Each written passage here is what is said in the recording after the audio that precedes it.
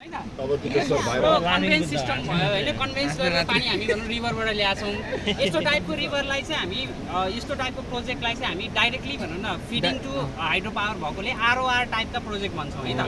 so these are the project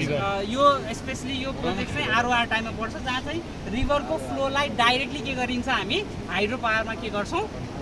in as a feeding गराउँछौँ होइन water feeding गराउँछौँ है त सो यो पोर्सन चाहिँ हाम्रो वेयर पोर्सन भयो वेयर पोर्सनमा चाहिँ एक्सेसिभ पानी सर्टिन क्यानलबाट लानेको डिजाइन डिस्चार्ज मात्रै हो होइन सो अब हामीलाई के थाहा हुनु पऱ्यो भन्दाखेरि चाहिँ इआइएले पनि रेस्ट्रिक्सन गरेको 10% पानी मिनिमम के गर्नुपर्छ अरे छोड्नुपर्छ हो त्यही कारण चाहिँ हामी minimum 10% flow and the other भनौँ न एक्सेसिभ फ्लो सबै के गर्छौँ हामी रिभरमा वेयर पोर्सनबाट के गर्छौँ बगाउँछौँ अनि यो हेडवर्क्सबाट चाहिँ हामीले इन्टेक र अन्डर स्लुइस पोर्सन होइन अब यहाँ चाहिँ इन्टेक पोर्सन भयो यो इन्टेकबाट चाहिँ हामीले के गरेर छौँ साइड इन्टेकबाट के गरेर छौँ हामी क्रस ऱ्याक हुँदै यहाँबाट के गरेर छौँ हामीले कन्भेन्स गरेर अब हाइड्रो पावरको भित्र चाहिँ भनौँ हामी के गर्छौँ कन्भेन्स सिस्टममा लान्छौँ यो चाहिँ हाम्रो कन्भेन्स हेडरेस क्यानल हो होइन यहाँबाट जब सुरु हुन्छ त्यसलाई हामी हेडरेस क्यानल भन्छौँ यो चाहिँ हेडवर्क्सको मेजर पार्ट हो अनि हामी सबैभन्दा एस्टाब्लिस गर्दाखेरि जस्तै सिभिलले काम गर्ने भनेको सबैभन्दा मेजर पोर्सन भनेको चाहिँ हेडवर्क्सदेखि लिएर कहाँसम्म हो भन्दाखेरि चाहिँ हेभी स्ट्रक्चर चाहिँ हाम्रो भनौँ हाइड्रो पावरको जहाँ भनौँ न कम्पोनेन्टहरू हुन्छ हो त्यहाँनिर चाहिँ हामी इच एन्ड एभ्री कम्पोनेन्टमा चाहिँ सिभिलको काम हुन्छ सो स्टार्टिङ फेजमा अलमोस्ट भनौँ धेरैवटा भनौँ न प्रोजेक्टहरूमा चाहिँ हामी धेरै म्यान पावर चाहिँ हामी नेपालमा चाहिँ भनौँ न कन्ज्युम गर्ने चाहिँ एउटा हाइड्रो पावर सेक्टर पनि हो है त त्यसपछि अब हामी के गरौँ यो चाहिँ अब कस्तो टाइपको इन्टेक हो भन्ने कुरा मैले भन्नुपर्छ साइड इन्टेक होइन साइड इन्टेकको पहिलो कम्पोनेन्ट के हुन्छ ट्र्यास ऱ्याक के गर्छ अरे ट्र्यास ऱ्याकले ट्र्यासहरू एक्सक्लुड गर्ने काम गर्छ द्याट इज बोल्डर भनौँ न जति पनि वुडन लक्सहरू छ त्यसलाई हामी के गर्छौँ यहीँनिर एक्सक्लुड गर्छौँ र पानी मात्रै के गर्छौँ लिएर जान्छौँ पानी सँगसँगै के लान्छौँ सिल्डहरू लान्छौँ राइट अब त्यसपछि योभन्दा पछिको सिस्टममा के होला त सेडिमेन्टेसन ट्याङ्क होला हो सेडिमेन्टेसन ट्याङ्क भन्छ त्यसलाई सेटलिङ बेसिन भन्छ ल जाउँ त्यसो अब सेटलिङ बेसिन लेभल डिफ्रेन्स हुन्छ क्या किन लेभल डिफ्रेन्स भन्छ जस्तै पानी आउँदाखेरि तपाईँको यो लेभल होइन यो चाहिँ तपाईँको यसको रिभरको लेभल भयो भने यो लेभल चाहिँ डाउन किन राख्नु पऱ्यो पानी यहाँ आउनु पऱ्यो नि त हो कि होइन अब तपाईँको एकदम ड्राई सिजनमा त यो इन्टेकले पनि भनौँ न इन्टेकलाई पनि त पानी चाहियो हो कि होइन सो हामी के गर्छौँ भन्दाखेरि यो स्लुइस बनाउँदाखेरि चाहिँ एउटा पोर्सनबाट तपाईँको सब्सिडाइज गरेर तल चाहिँ बनाएको हुन्छ कि यो पोर्सन चाहिँ त्यही कारण चाहिँ तपाईँले पानी चाहिँ हेर्नुभयो भने खोलामा आएको पानी चाहिँ धेरै पानी चाहिँ यता डाइभर्ट भइरहेको छ किनभने खोलाभन्दा यो लेभल के छ ओह्रालो छ बुझ्नुभयो है लेभल डिफ्रेन्स अनि यो चाहिँ खोलाको लेभलभन्दा वेयर पोर्सन चाहिँ हल्का के हुन्छ माथि हुन्छ सो द्याट ओभरफ्लो मात्रै के होस् उता जाओस् यसमा के हुन्छ भने तपाईँको एक्सेसिभ पानी जुन हुन्छ नि यो त इनर्जी धेरै हुन्छ अब इनर्जी धेरै हुँदाखेरि यदि हामीले त्यो इनर्जीलाई भनौँ न हामीले डिसिपेट गरेनौँ भने त्यो कन्क्रिट क्यानल बनाएनौँ भने के हुन्छ त्यसले तलतिर स्करिङ गराउँछ होइन भनेपछि त्यो स्करिङ नहोस् भन्नलाई के गरिन्छ पुरै तपाईँको ढलान गरेर स्कोरिङलाई रोक्नलाई इनर्जीलाई डिसिपेट गर्नलाई चाहिँ के गरे हुन्छ स्ल्याबको ढलान गरे हुन्छ होइन स्ट्रक्चर हो है त जुन चाहिँ हामीले भनौँ न अपरेसन गर्दाखेरि चाहिँ के गर्छौँ भन्दाखेरि जस्तै क्यानल कहिले बन्द गर्नु पऱ्यो एकदम हेभी भनौँ फ्लडिङ आयो अब क्यानलमा पानी हामीलाई भनौँ न पठाउँदाखेरि त्यता भनौँ न केही हुने भयो डिस्टर्बेन्स हुने भयो भने हामी यहीँबाट के गरिदिन्छौँ बन्द गरेर चाहिँ यता पानी चाहिँ क्यानलमा रोकिदिन्छौँ है ल क्यानल देख्नुभयो होइन रेस्ट क्यानलबाट आएको एउटा कन्साइज पानी होइन हामी साङ्गुरो एरियाबाट पठाएको हुन्छ हो भनेपछि साङ्गुरो एरियामा सर्टेन डिस्चार्ज पठाउँदाखेरि भेलोसिटी के हुन्छ बढी हुन्छ भनेपछि हाम्रो यो ठाउँमा आएर यसको एरिया के गरे इन्क्रिज त्यहाँबाट आएको भ्यालु भनौँ न त्यहाँबाट आइरहेको भनौँ न डिस्चार्ज हेर्नु त त्यहाँको भेलोसिटी र यहाँको भेलोसिटी त केही फरक देख्नुहुन्छ नि है सो यसको मेजर काम भनेको यसलाई हामी के भन्छौँ सेटलिङ बेसिन भन्छौँ होइन यसमा मेजर प्रिन्सिपल के हुन्छ भन्दाखेरि तपाईँको जब एरिया बढाउँछौँ भेलोसिटी घट्छ भेलोसिटी घटेपछि सेडिमेन्ट चाहिँ बढ्छ धेरै बुझ्यो है भनेपछि यहाँबाट आएको सेडिमेन्टहरूलाई हामीले के गर्छौँ भन्दा यहाँनिर चाहिँ दुईवटा पोर्सन हुन्छ होइन युजली भनौँ न अब बनाउँदाखेरि चाहिँ हामीले सेटलिङ भनौँ न यहीँनिर सेडिमेन्टहरू बगाउनलाई तल यसको बेडमा चाहिँ के हुन्छ भन्दाखेरि चाहिँ फ्लपिङ सिस्टम राखेको हुन्छ जुन चाहिँ फेरि के गरे हुन्छ फेरि कनेक्ट गरेर खोलामै पठाएको हुन्छ हैन त्यो चाहिँ सेडिमेन्टहरु जुन कलेक्टेड हुन्छ त्यसलाई फ्लस अफ गरोस् हैन अनि त्योभन्दा बाहेकका पोर्सन अब फेरि के भयो यही क्यानल चाहिँ कहाँसम्म लाने हो हाइड्रो पावरको मेन प्लान्टतिर लान्छ है अब योभन्दा पछि के होला कुन स्ट्रक्चर होला सेटलिङ बेसिन पछि है जस्तो यो क्यानल लाँदाखेरि के स्ट्रक्चर आउला अब फोरबे और सज ट्याङ्क हजुर हामी स्पिलवे भनेर आउँछौँ यो पोर्सन यहाँ देखाएको नि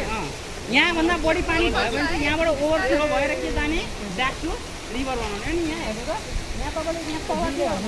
होइन तलतिर तपाईँले स्ट्रक्चर देख्नु भएको नि यहाँनिरबाट कनेक्ट भएको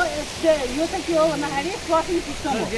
होइन यहाँबाट चाहिँ पानी चाहिँ भनौँ न यदि तपाईँले सेडिमेन्टहरू यहाँ कलेक्ट भएको सेडिमेन्टलाई फ्लस गर्नु पऱ्यो भने यतातिर हामी के गरिदिन्छौँ त्यो सिस्टम चाहिँ खोलिदिन्छौँ त्यहाँ गेटेर राखेको छ नि त्यो सिस्टम खोलिदिन्छौँ सेडिमेन्टसँगै हामीले सेडिमेन्ट पनि भयो होइन यो चाहिँ हाम्रो पानी यसरी ओभरफ्लो हुने हो सिवेज प्रोभाइड गर्ने भन्ने यो चाहिँ हाम्रो च्यानल सिस्टम भयो यहाँनिर तल के हुन्छ भन्दा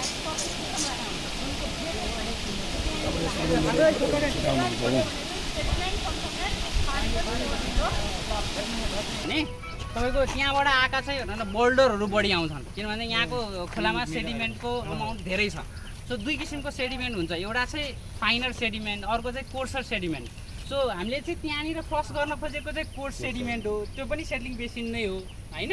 यो चाहिँ त्यसको एक्सटेन्सन भर्जन भनौँ जहाँ यो किनभने यो खोलामा त भनौँ तपाईँको सेडिमेन्टको अमाउन्ट धेरै छ होइन सो यहाँ यसले चाहिँ सेटल गर्ने भनेको चाहिँ फाइनर सेडिमेन्टहरूलाई बढी सेटल गर्छ त्यसले के गर्छ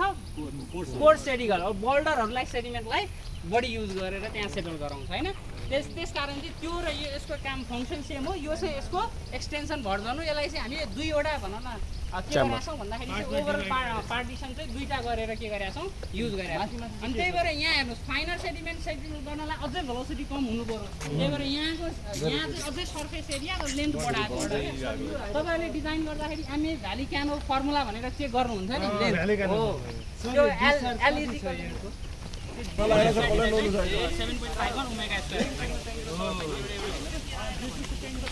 फ्लोमा युज गर्छौँ होइन तर हामीले यहाँनिर ओपन च्यानल फ्लोमा चाहिँ तपाईँको वाटर ह्यामरको प्रेसर के हुन्छ भने हाई प्रेसर आउँछ किन जब चाहिँ हामी ओपन च्यानलबाट त्यही त ओपन च्यानलमा आउँदैन तर हामीले के गरिरहेको छौँ ओपन च्यानल फ्लोबाट अब चाहिँ पाइप सिस्टममा हालिरहेको छौँ नि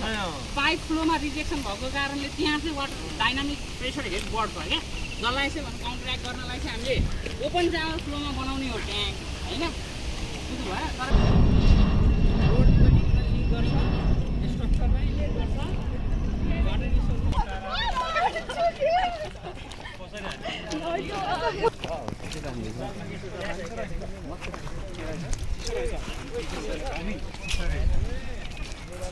देखेपछि अब यही पेनस्टक पाइप यो चाहिँ देखाउन खोताले है क्या लोहाको पाइप हो यो मुर्रा पनि पढा थिएन त्यही भएर त अनि फेरि भिजिट आउँछ यो त खान्नै नै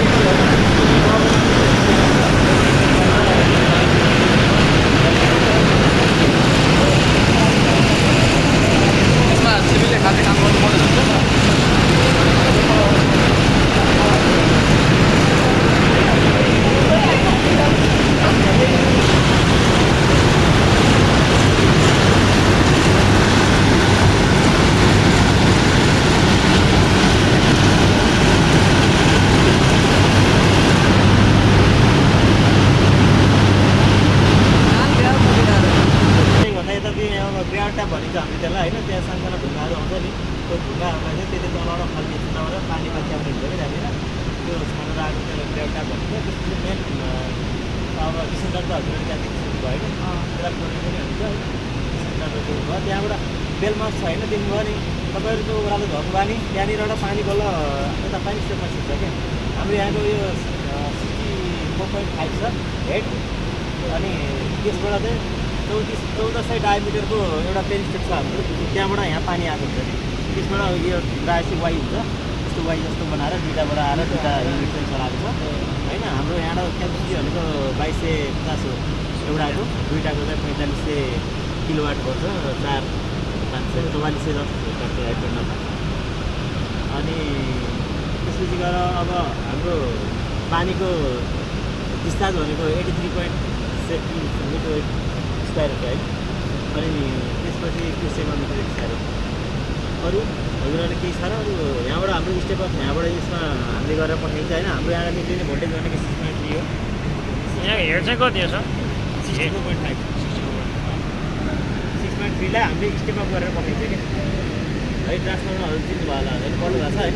स्टेप अप ट्रान्सफर्मर राखेर हामीले गेट चाहिँ पठाउने हामीले एनएमा लिएर गएर 1.25मा गएर जोडिन्छ त्यसको चाहिँ हाम्रो यो टर्बाइन चाहिँ फ्रान्सिस हो फ्रान्सिस हो देख्नु भएन हजुरहरूलाई देखाइदिन्छ होइन मैले त्यो हाम्रो मेन्टेनेन्स गरेर राखेको हो त्यो चेन्ज गरेको हामीले दुइटै पनि चेन्ज भइसक्यो तपाईँ 9 वर्षलाई एउटा पानीले हान्छ नि पानी बलुवाहरू आउँछ होइन त्यसले हालेर त्यो पातलो बनाउँछ क्या त्यसलाई खाइदिन्छ होइन त्यसलाई चाहिँ चेन्ज गर्नु भएन चेन्ज गरेर गराएको छ अनि गाइड बेन त देख्नु भएन गाइड बेन भनेको बेनको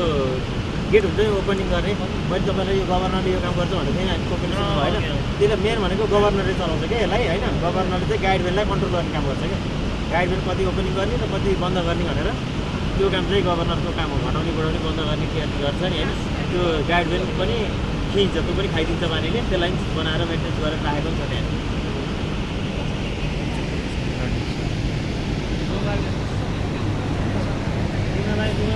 तिमी के सिक्यौ त के बुझ्यौ त तिमीले हाइड्रोपावर यसै हाइड्रोपावर केले निस्किँदो रहेछ वाटरले पानीले हो बाइक चाहिँ